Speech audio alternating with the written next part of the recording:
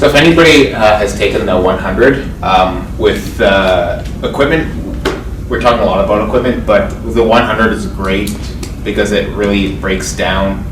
The equipment is going to be on your person, your need to have. We call it a gear bag, and you're good to have. So just think about that when you're thinking about equipment, because one of the problems is listing the equipment people need. It's like we can have a list of hundreds of items, but just think of it on your person. Tactical means things getting the job done.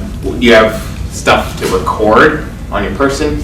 Your need to have bag is stuff you can't do your job without, right? So just think about a backup phone, right? I need complete surveillance, so I need that be in the need to have, and then like outfits, relief items.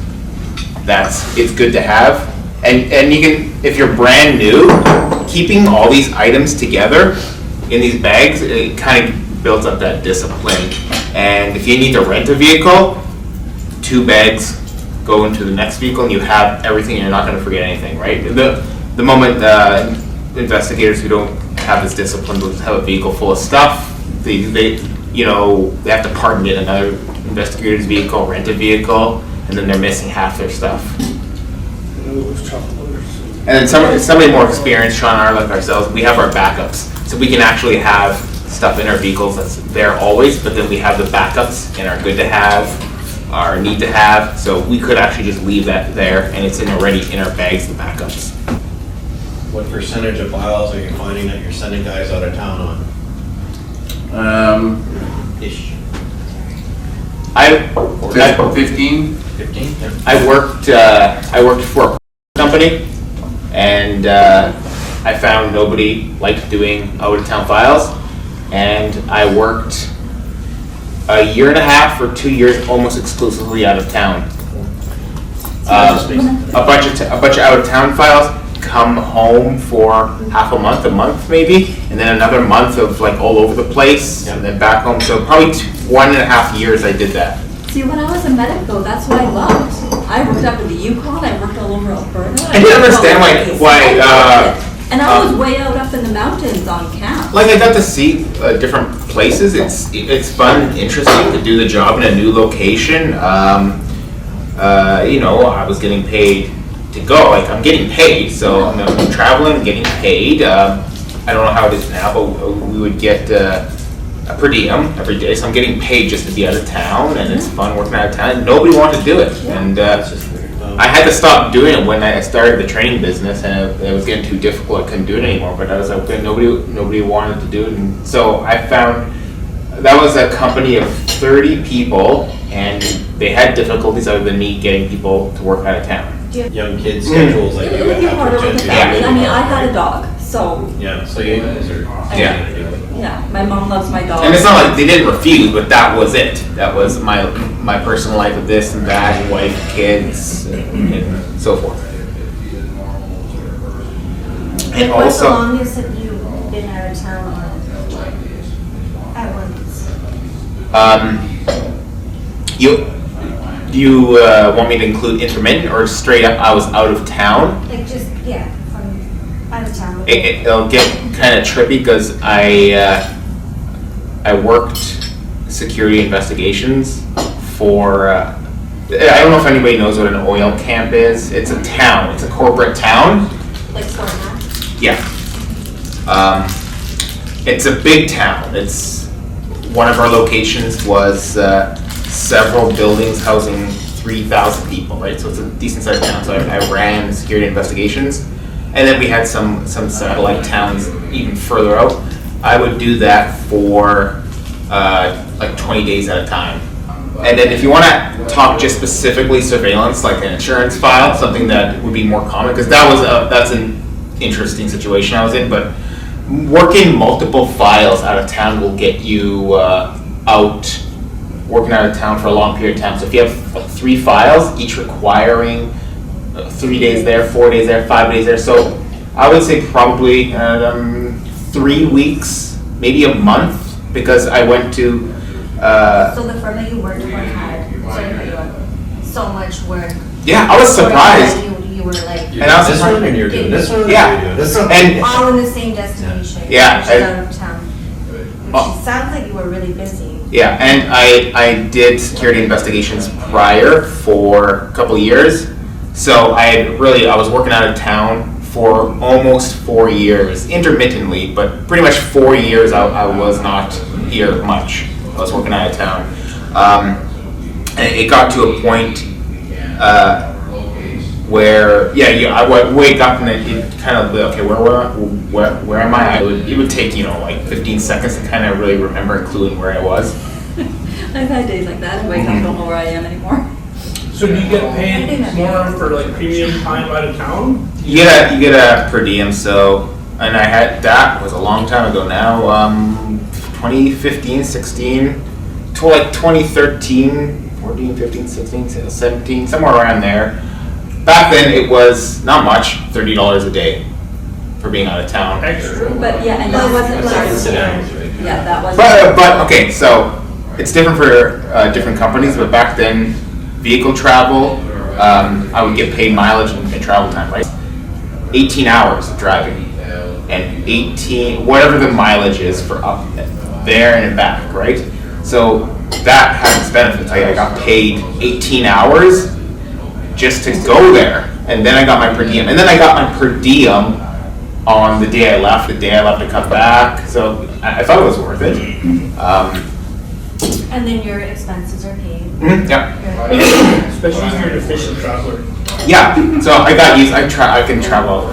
That bag I could stay months with just based that bag, right? I got used to it. If I had to fly, I didn't want to have a bunch of different things, so I would just only use. I would do kind of like take my stuff from the good to have bag and put it there. I wouldn't tell new people to try to get them disciplined, but I could do something like that and just have that one bag.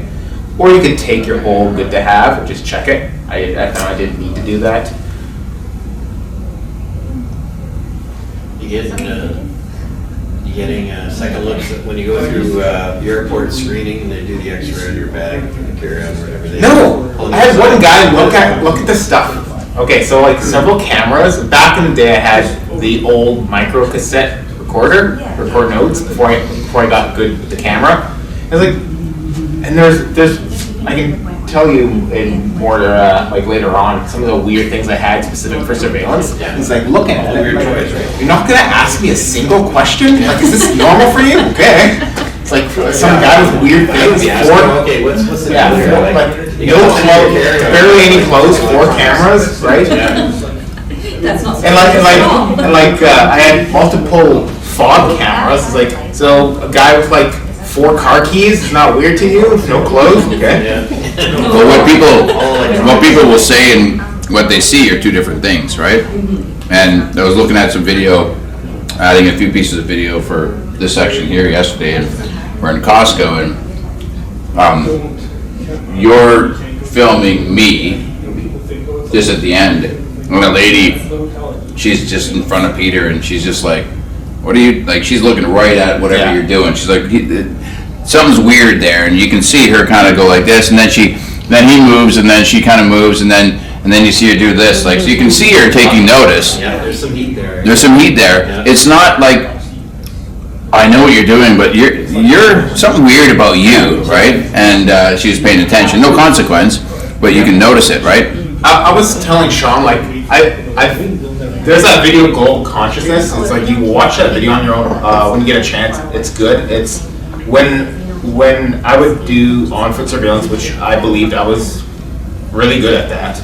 I haven't met anybody who did it like I did it, and I could do things, blend in, do things that were unnatural without drawing attention. And then in my personal life, when I don't care, it's like that's when I'll get the attention. And I kind of think it's probably because I'm not switched on. Like, say if I'm following you, I'm focused on you, and then all my attention is on you. But then with that, it's like I'm trying to think of the shot or our training program and stuff, and then like I'm more obvious. And I think it's just the mental state is different. I think people can pick that up. We teach this, and I really believe people can look at your face and know what you're thinking. If you're stressed, if you're worried about something. First time I lost somebody in a mall, I looked at my reflection.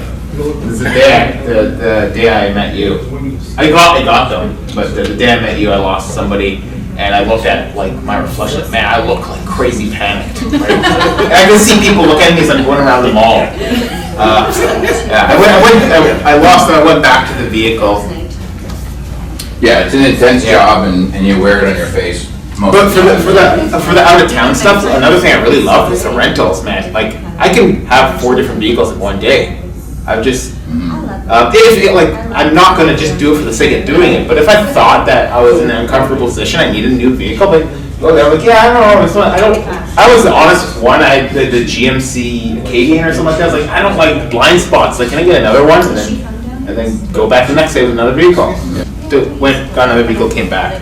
My biggest thing with vehicles is they gotta work, they gotta be reliable, and if you decide it's a career that you want and you're gonna do, invest in, your vehicle is the most important piece of equipment next to your camera for sure, where you just, having a flat tire when you get up at 5 to go to work, you're not going to work, and somebody may be depending upon you for that day, and the likelihood of you calling someone else to fill in, it's not gonna happen. And expectations of the clients, they're not interested in your flat tire. They're not really sympathetic about a flat tire. It's like, well, That's all right, let's move on here. We're getting into foot surveillance.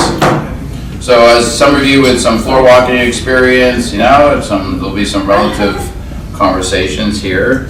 So what we're gonna talk about in this module, which is the last big module, so yeah, advantages and disadvantages, equipment map, which is again repetitive. So some of that repetitiveness, it clips through it, right? And I think we're getting there where I can see you guys kind of going, yeah, no, I get that concept, okay, we can move on, right? So weather, again, same conversation, weather, but as in fact, from the foot standpoint, logically it's not hard to grasp what that would mean.